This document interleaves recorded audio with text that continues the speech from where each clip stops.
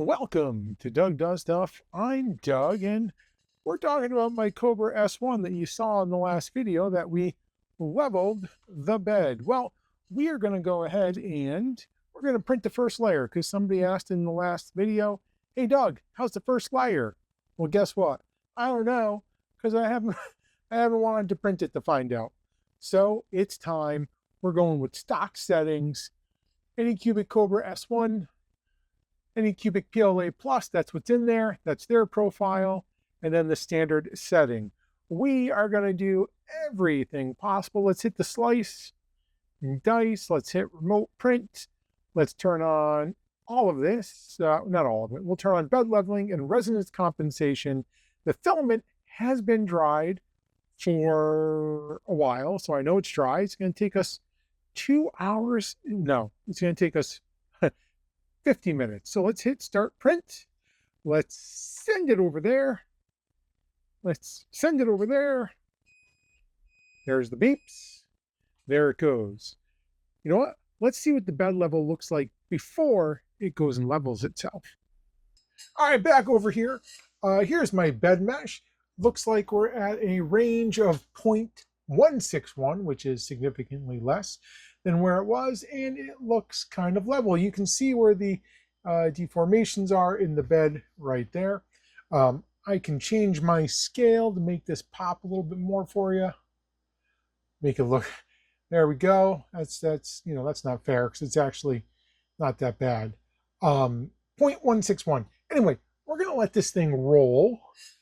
It's gonna take about 50 minutes and we're gonna see where it is. Check that. When it's done doing the bed level, we're going to come back. I'm not bed soaking it. I'm not bed soaking it? That's disgusting.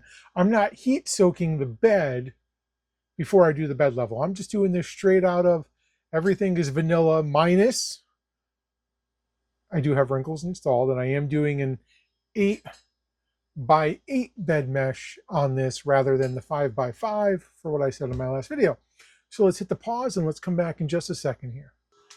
All right, it's been a couple minutes. It looks like the printer is just about to finish. It's leveling across the back of the bed. Like I said, it does 8x8, so it probes a lot of points. So let's go look at what that looks like over here on our bed mesh. So it is just finishing up, and one more to go, and then we're going to hit the refresh button. Drum roll. See, did we get worse? Did we get better? Printer's been sitting for a few days. Oh, it got worse. 0.226. Anywho, we're going to let it run and go from there. All right. Well, that did not work. Apparently, when I scaled this up, I forgot that it also scaled the height. But it doesn't matter because, yeah, it did not work on the corners there. This, as you can see on the bottom here, or maybe not, we do have some issues, much better than it was, but like, what the heck is that? What is that? A blob going through? I bet you if I put that up against over here, yeah, see, that's where the deformation is in the bed, and that's going to get us, that's our biggest deformation right there. And that's where the problem is. This printer, incapable of really dealing with any major issues in the bed. Now, maybe it's my printer, maybe it's not. I know some of you are very lucky and have great first layers, but this printer, I'm pretty close to level for Anycubic, and it's just not doing what it's supposed to. All right, keep on going. All right, so at this point, my microphone, for some reason, was not picking up my audio when I was recording, so I got to do a little bit of a voiceover. My bed level was at a 0.224, so I made some changes to those corners, adjusted some of the screws, and I go ahead and I rerun it, trying to get that dip out that you can see right there and up front. Those are really almost right where those bed screws are. So I did a little bit of a heat soak. I'm going to rerun it. So I went ahead and I heat soaked the bed. I reran it and I was able to get it to a more respectable 0.174 at this point. I still have dips in certain places, but this bed is like a potato chip. So after a few more calibrations, I decided to go ahead and run my first layer again. I've adjusted the model. I had to stretch it, so I just had to make sure that my first layer was a 0.2. I am heat soaking the bed again up to 55 for a few minutes. Just got to remember to delete before you do that.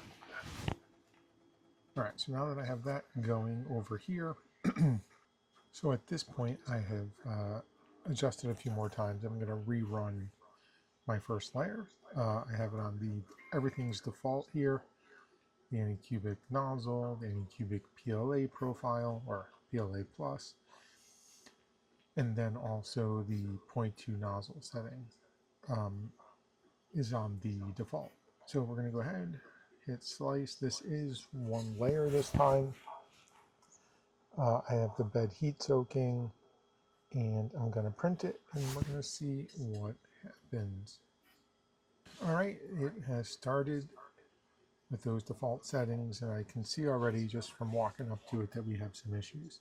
You can see we have some gaps in our line width, so I stopped it.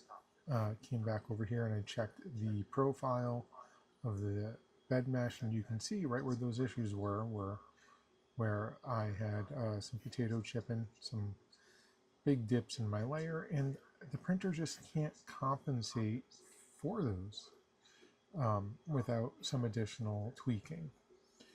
So I'm going to go ahead and start another print. But on this time, when I do my print, I'm going to make some changes. So I'm going to use my own nozzle profile where I add a negative 0.03 offset. I do have my printable height changed to a 245 because of my undercarriage. Save that, close that out. I'm going to change my filament profile to my tweaked profile for the Anycubic PLA plus. Come on, Doug, hit it. There it goes. And what I changed in there is, and by the way, this is for my aftermarket ceramic hot end because I didn't have any cubic ones, but I changed the pressure advance, the flow rate, and the temperature. You go back, pause, and look what mine were if you want. I'm going to hit bed leveling, and I'm going to send it over to that. Beep, beep, beep. And there it goes. All right, so the first layer print is done. It got down to a 0.192 this time. Let's come over here and check it out. It's actually still finishing its post-print, routine. But I can tell you already, lowering the Z offset seems to have worked. Check that out. So we have a little bit of up front, and that's where the bed is not so level. But the rest of it looks pretty good. Let me pause you and get this off of there. All right, it is done, and let's put this up to the light. Check it out. There's no gaps. Holy cow, except right up there, and that was the front of the bed. Like I said, I think, wow, that's pretty surprising. So, to answer the question, how's the first layer print? Well, with a little bit of tweaking of the filament, come over here. With a little tweaking of the filament and or any cubic filament, I tweaked, like I had said, the volumetric speed, the bed temperature, the first layer and the additional layers. I bumped those up. I changed the pressure advance. I changed the flow ratio. What else did I do? Oh, and then on my printer profile, I changed my print height. That's only because of my bed support. I lowered my Z offset, and I changed the hardened steel because, yes, I am using, I should have mentioned this earlier, I am using the aftermarket ceramic hot end because my two Anycubic nozzles both leaked. So I don't have them. So I have the aftermarket ones. So yeah, will it print a first layer? Sure will. I think I can do more to this bed or that bed over there. I think I can do more. I think I can get this even more reliable, and that's coming down the road. So stay tuned, hit the like, hit the subscribe. I appreciate you guys being here, taking some time to watch Doug Does Stuff, and that's it. See you in the next one.